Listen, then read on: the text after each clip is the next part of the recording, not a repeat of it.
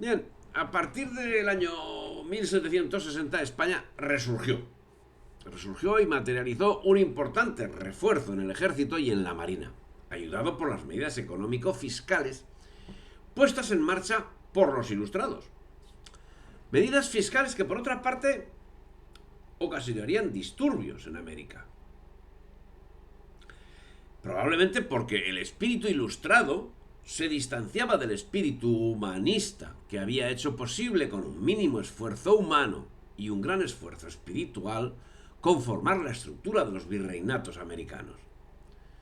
En este tiempo se gestaban grandes descubrimientos científicos. Así, el año 1755, Kant publicaba su trabajo sobre la génesis del sistema planetario, mientras Joaquín Velázquez de León estudiaba a través de telescopios los eclipses de los satélites de Júpiter. En 1759, Carlos III es coronado.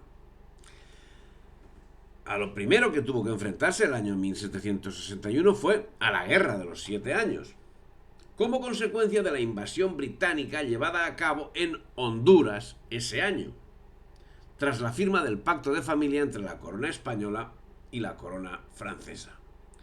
Por primera vez Inglaterra había demostrado su capacidad operativa en el mar y su capacidad para ocupación permanente de territorios españoles.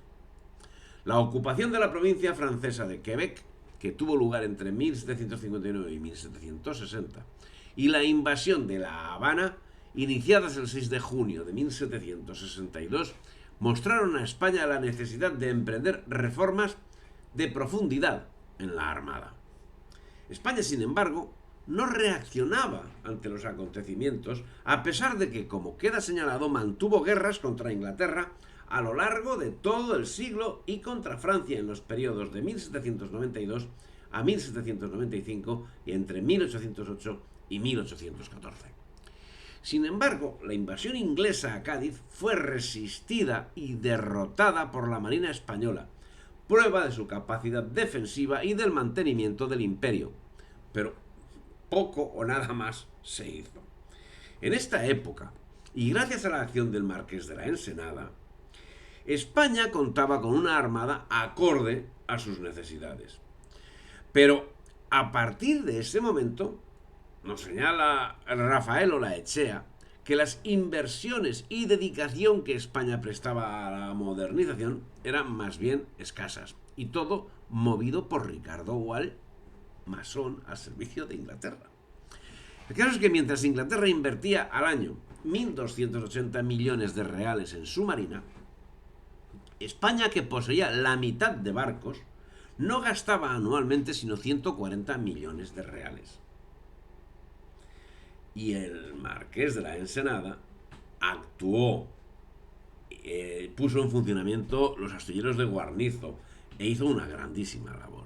Pero en fin, el caso es que con esta actuación, sin ambiciones, dejando al Marqués de la Ensenada aparte, con esta actuación sin ambiciones llega la Paz de París, firmada el año 1763, y con ella se pone fin a la Guerra de los 7 Años. Los ingleses se quedan con Canadá. España recupera La Habana y recupera Manila, pero cede Florida a Inglaterra y recibe en compensación la Luisiana. Y a España no le reportó más ganancias que el conocimiento de su debilidad, de su terrible debilidad, y la vergüenza de aparecer ante toda Europa como una nación sumamente débil. No obstante, hay quien afirma, a pesar de estos acontecimientos, que la decadencia española no era manifiesta, para lo que argumenta que la Real Armada llegó a su tope histórico de más de 240 buques en activo, que durante esta época se cosecharon las mayores victorias contra la Gran Bretaña, así como las mayores derrotas navales de ese país en toda su historia, como fueron la captura del doble convoy inglés en el año 1780 o el tema de Blas de Lezo del año 1741. Se remodela la armada con hombres como Mateo Mullán o Jorge Juan, el gran matemático, y aparecen los grandes capitanes que morirían en Trafalgar el año 1805. Es en este reinado y en el de Carlos IV, cuando se logra el mejor nivel de vida en España y en América. Todo ello cierto, pero también cierto que en 1763 la paz de París no fue beneficiosa en absoluto para España, como también, a pesar de la actividad del Marqués de la Ensenada, y como ya ha quedado señalado, la inversión anual en las necesidades de la Armada Española apenas superaba la 10ª parte de lo que su enemigo natural, Inglaterra, invertía en la suya. Y por supuesto no era por la acción del Marqués de la Ensenada, que hizo una enorme y maravillosa labor por el desarrollo de la Marina. El caso es que por múltiples motivos la España europea estaba convulsa. Leopoldo de Gregorio, marqués de Esquilache, español de Sicilia, favorito de Carlos III, era en aquellos momentos ministro de la guerra y ministro de Hacienda. Funciones que, según el diplomático danés Anton Larrey, siendo desempeñadas conforme marcaba la trayectoria del biministro, sería imposible que España saliera de su profundo anonadamiento. Esquilache centró su actividad en el control de las aduanas y en el establecimiento de estancos, aspectos que tendrían duras repercusiones no solo en la España peninsular, sino que serían el motivo principal de la revolución comunera de América. Las circunstancias del momento hicieron que el biministro Leopoldo de Gregorio y el ministro de Estado Jerónimo Grimaldi se convirtiesen en personajes sobre los que la desazón popular, con mayor o menor razón, acabaría concentrando su ira. El embajador danés, en 1764 y en carta cifrada, daba su opinión sobre la situación española a su gobierno en esos momentos y en estos términos.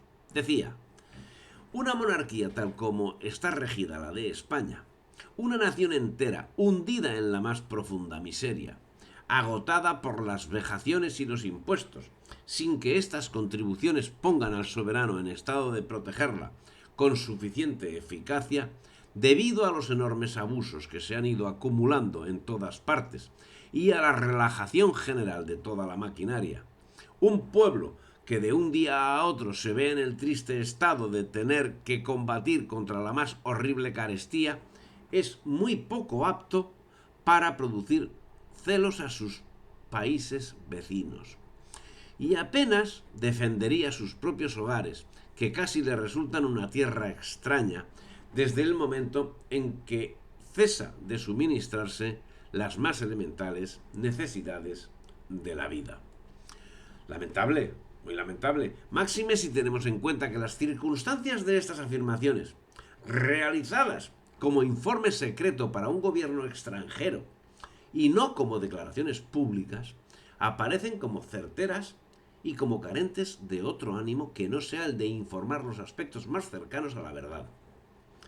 La situación popular así era de penuria económica, lo que era aprovechado por los especuladores en beneficio propio. El comercio de granos constituía una de las actividades más lucrativas, con el consiguiente perjuicio para los consumidores finales. Sobre el asunto, Rafael Olaechea señala lo siguiente: aún en los años de cosecha normal era necesario que España importara trigo del extranjero, pero en cualquiera de los casos, de 10 partes de trigo vendido, 9 procedían de los graneros de los eclesiásticos, de los terratenientes y grandes arrendadores o de los gremios. La situación había llegado a estos extremos como consecuencia de la acumulación de tierras en las conocidas como manos muertas, grandes propietarios agrarios que sometían a la población rural a salarios de hambre, llegando a dejar improductivas grandes extensiones agrícolas. Ante esta situación, decía el embajador francés: los pueblos son laboriosos, activos e industriosos en Galicia, Vizcaya, Navarra, Cataluña y el Reino de Aragón.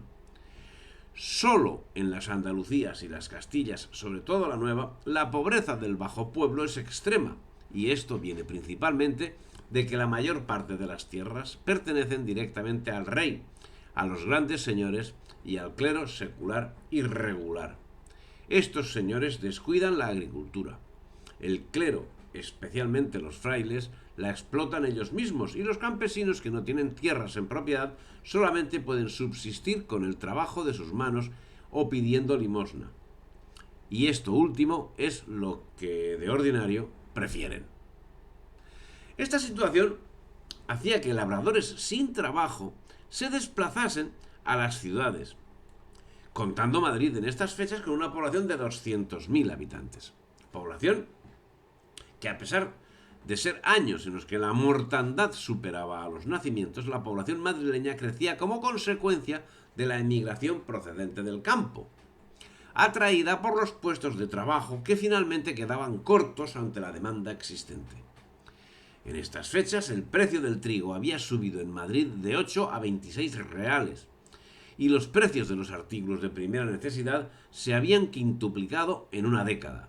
La situación iba agravándose con el tiempo hasta el extremo que, a la salida del rey de un acto religioso, la población gritaba: «Danos pan y muera Esquilache».